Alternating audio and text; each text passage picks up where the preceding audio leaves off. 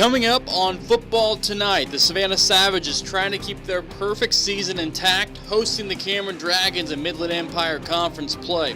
Plus, unbeaten Mid-Buchanan heads on the road to Dearborn to take on the North Platte Panthers in the KCI, while in 8-man football, number 1 North Bander hosting Stanberry in the Grand River Conference. Highlights from these games and much more coming up tonight on Football Tonight.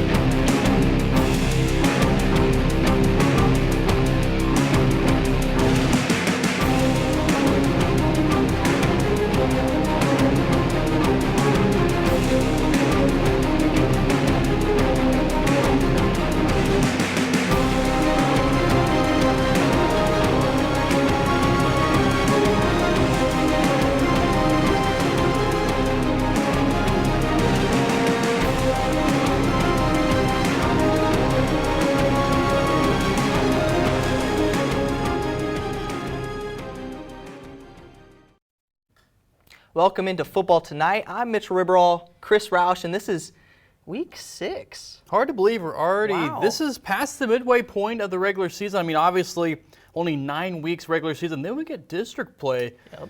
Temperatures are changing. Everything's kind of changing because we're getting the final stretch. There are a lot of teams still trying to jockey for position in conference, but also in district. And one team tonight, Central, on the road. This game important for both of those reasons. Central taking on Fort Osage. Reggie Trotter's team looking to bounce back after last week. Picked up drive number 2, Fort Osage looking good. Number 5 looking surgical with the pass completion for the big gain. Fort Osage gets on the board with a dump off for the touchdown. That's toward the end of the first. Central putting a drive together here. A good run. Trying to get something going. And let me remind you, Gabe Fields, he's really tough to bring down. Making defenders miss. Just dragging the guy about 2 yards. And then Brock Williamson rolled out of bounds. And that takes us to quarter number 2.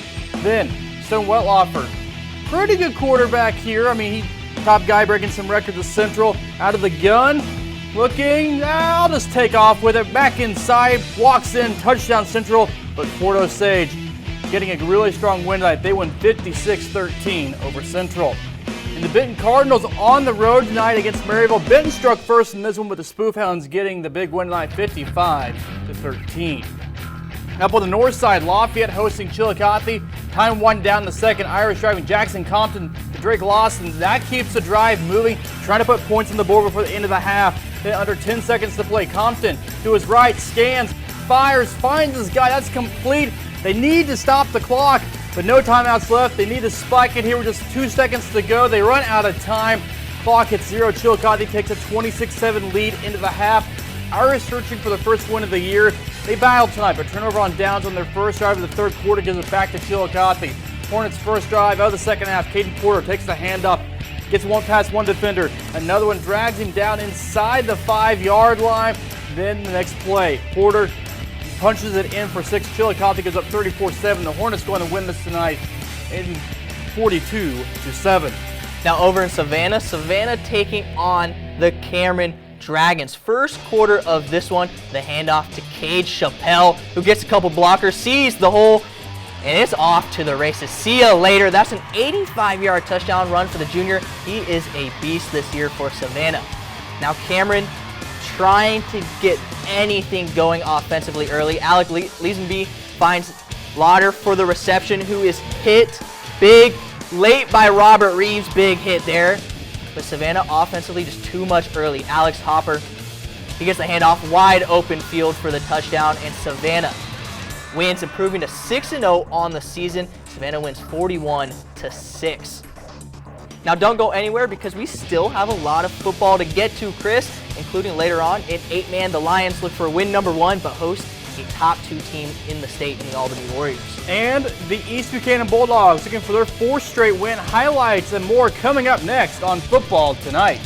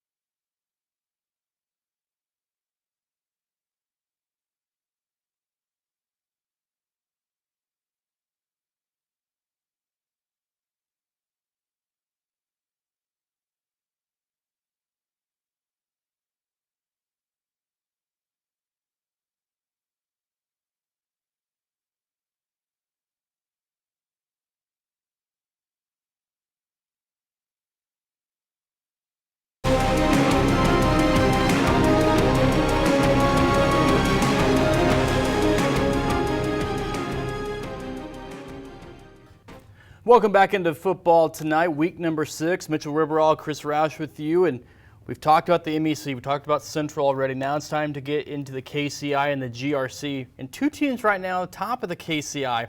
Mid-Buchanan, they're undefeated. East Buchanan, they have one loss, but it's a non-conference loss to Savannah. Yeah, and we know what East Buchanan does. They obviously won state last year in Mid-Bucks. Those two battles, we didn't get that today, but we got East Buchanan trying to get their 5th win of the season. So let's jump right over there. West Platte playing East Buchanan in this one. And late in the 3rd, Riley Parker takes the handoff. He gets through some defenders, pops out in the end, and takes it to the house to make it 42-0 at this point. West Platte attempting to gain ground on a punt, get a couple yards, but the Bulldogs say no, nothing more. They're there swarming for the tackle. East Bucks defense will not be fooled today. West Platte takes a snap in motion, the pitch. Kyler Paxton off the edge, chases the Blue Jays runner down, and this one just all East Buchanan as the Bulldogs win this one 49-14. Bulldogs improve to 5-1 on the season. And joining us now is the head coach of the East Buchanan Bulldogs, head coach Dan Ritter. Coach, thanks for joining us tonight. Congrats on the win. Thank you, sir. We really appreciate it. Coach, is kind of looking at what you guys are at this point in the season, 5-1 on the year. We talked about it before you came on, that loss, though, to a really tough Savannah squad. But overall, how are you feeling about how this team has played so far this year? Well, we were undisciplined at first, but for the most part, our young men really like to have fun with games and get out there and just go and play football and not worry about being too serious. And we've kind of embraced that, and that's just how these young men play. And they're just kind of a loose team, and they do well with it, though. I mean, tonight we just had all these homecoming festivities, but it didn't really faze them too much. They just went out there and just had some fun with it and dominated that first half. So. Yeah, and Coach, we've talked about the offense a lot, especially last year, but your defense only allowing, 14 points tonight. So could you just talk about what you see on this defensive side? Yeah, I mean, in the first half, it was 42-0. Those guys only gave up about 60 or 70 yards in the first half. I mean, it starts with the D-line. They're just out there just clogging up holes, allowing our linebackers to scrape. And then we have some DBs on the back end that can make some big plays. So just each position group kind of feeds off the other, and they're just really a dominant unit. But we are going to face some pretty good opponents coming up, so we got to be ready. Coach, I know coming into this year that you guys were done talking about the state championship from last year. How have you seen this group embrace the challenge that everybody's kind of gunning for you guys now? It's a new group, but they also know there's kind of everybody wants to knock you guys off at this point too. Oh, yeah. For some teams, we're kind of the Super Bowl. If they beat us, we just made their season. And we understand that if we don't take care of teams early in a game, then we kind of give them hope. And the longer they linger around, the more hope they have and the harder they play. So we got to take care of teams early. At the same time, if you take care of a team early, then they kind of know who you are, and sometimes they kind of back down. So there's kind of two ends to that straw for sure. Yeah, and you have pretty tough schedule rest. You got a couple tough opponents. So how do you just keep your guys focused at the task at hand and not looking back into the postseason, just looking at the next game? That's a good question. I mean, they're young men, so they're in their teenage years. So a lot of times you can overlook an opponent or dwell on the past, but we try to do a good job as coaches to keep them focused on the next task at hand and to worry about today and not really tomorrow. So. East Buchanan head football coach Dan Ritter, thank you for coming on tonight, and good luck the rest of the way. Thank you very much, sir. I appreciate you having us. Thanks, Coach. Now to some other KCI scores today. Hamilton gets the 36-7 win over Lathrop, and Lawson with a 40-point win at home against Plattsburgh, 47-6. All right, Mid-Buchanan on the road down to Dearborn for homecoming. Mid-Buck Arumbla gets picked off by North Platte's Dylan Armstrong. That's touchdown, PAT, no good. Then Dragons start the early comeback. Arumbla out of the gun, keeps it himself, finds the hole, and he's going to the house. Touchdown, Mid-Buchanan. Dragons make the 2-point conversion to make up the points. Then Arumbla again for the sneak. Mid Buchanan goes on to win this one in the battle tonight. They win 48-28. Dragons improve to 6-0. Mid Buchanan only allowing an average of 11 points per game on defense this year. All right, Trenton in the Grand River Conference improving to 6-0 with a win over Polo tonight, 24-6. And Putnam County gets their 5th win after a big 55-14 win over South Harrison. Now heading out to Maysville, where it's homecoming night for the Wolverines. Maysville coming into this week 3-2 as they face off against the Princeton Tigers, who are looking for their first win. Heading in the first quarter, Maysville quarterback Chris Gabbard hands the ball off to Coy Sabaka, who is able to find a gap and is off to the races, with Tyler Coffin finally able to take him down just shy of the goal line. And that run was big because it set up the first touchdown carry by Spencer Pliley, forces his way in, and after that, the Wolverines defense able to keep the pressure on and prevent the Tigers to gain much ground. A little later, Princeton's Andrew Rhodes runs it to his right, but is taken down by Sabaka.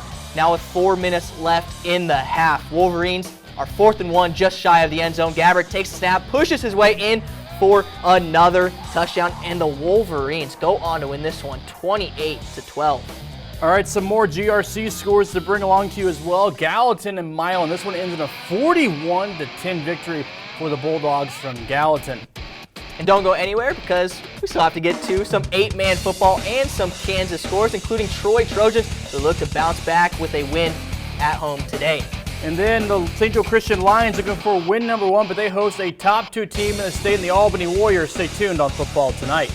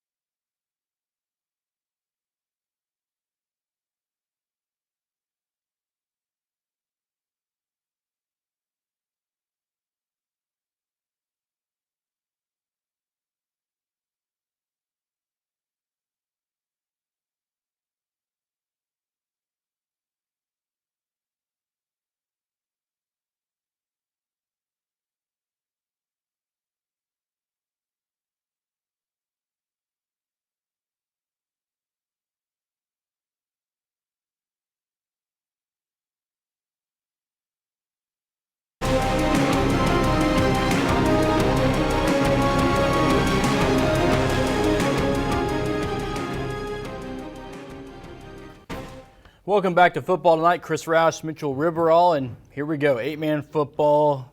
I know. You have a vote in the media poll and all this stuff. You played back in Oregon. Anything else you want to add before we just get into highlights? You used to be in the media poll, right? But I did. all right, we won't talk about that one. We'll just You start. already did. Well, yeah, we'll start here in town. We head over to St. Joe Christian, hosting Albany tonight. Halfway through the first, Albany up 8-0. Kemper Klein hands off Jared Bunton, and he turns on the Jets, going up the middle, finding the end zone for a Warrior touchdown. 2 points good, 16-0. Albany in possession again. Klein drops back, lobs the ball deep into the end zone, finds Porter Davis for another touchdown. And still in the first quarter, Lions needing to get something going. Jacob Clayball drops back, looks to the middle of the field, but it is picked off. A tough throw there. Kyle Burke comes away with it. Several Lions before finally being brought down. That would lead to another touchdown for Albany, this time Quentin Herkman. And that's the score. Then Klein with another touchdown later to Davis, and that gets this one to 40-0, and the Warriors go on to win 64-0. Now some other 8-man GRC games. Worth County taking on Knox County. Worth County gets this big 76-24 win, and King City taking on Rockport. King City winning 72-36. Another Grand River Conference showdown, number 1 North Andrew and Stanberry. First Cardinals drive, Hayden Ecker takes the handoff, follows his blockers through the hole, and look out. He's going to find pay dirt. 41-yard touchdown, 2-point conversion good, 8-0 North Andrew. Ensuing Stanberry drive, Tucker Schieber bounces outside, gets a few blocks, picks up a first down on the run. Bulldogs backed up on the drive, later and forced to punt. Cardinals on their second drive. Braxton Linville keeps it himself, gets around the outside, and he's gone. 63-yard run. It's 16-0 after 1 quarter of play in Rosendale. Third drive of the game for the Cardinals. Linville again, this time in the red zone. Hard-nosed 6-yard run, just dragging defenders down inside the 3. Then Ecker finishes off the drive with a 3-yard score. Cardinals going to win this one night 54-6. Now, other 275 games tonight, Mitchell Sturgill taking on Osborne. South Holt getting the victory tonight. Platte Valley getting a big victory over Southwest Livingston. East Atchison defeating Mound City 60-6 tonight. And now we join with our 8-man football analyst as well, Devin Albertson. And Devin, real quick, we got to get Bishop LeBlanc. They won their game tonight as well. LeBlanc did win tonight, and DeKalb matched up against Nottoway Valley. Nottoway Valley wins that one 70-34. Now we can welcome Devin in. Chris kind of jumped the gun. Always, but apparently. That's all right. I'm just Devin? I just read what's on the screen, so yeah. Devin, I mean, let's start. What do you think of tonight around 8-man? Yeah, so I had a really good game down south, kind of out of the area there with Archie beating Drexel for the first time in 8-man, so it's a good win for them.